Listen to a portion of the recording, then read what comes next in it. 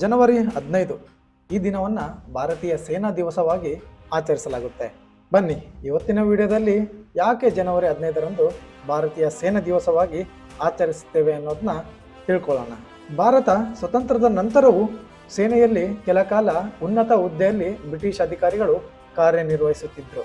1949 ಜನವರಿ 15ರಂದು ಕನ್ನಡದ ಹೆಮ್ಮೆಯ ಪುತ್ರ ಲೆಫ್ಟಿನೆಂಟ್ ಜನರಲ್ KM ಕಾರ್ಯಪ್ಪ ಅವರು ಭಾರತೀಯ ಸೇನೆಯ ಕಮಾಂಡ್ ಇನ್ ಚೀಫ್ ಆಗಿ ಅಧಿಕಾರವನ್ನು ಸ್ವೀಕರಿಸ್ತಾರೆ. ಅಂತಂದರೆ ಬ್ರಿಟಿಷರಿಂದ ಪೂರ್ತಿ ಸೇನೆಯ ಅಧಿಕಾರವನ್ನು ಭಾರತದ ಒಬ್ಬ ಅಧಿಕಾರಿ ಪಡೆಯುತ್ತಾರೆ.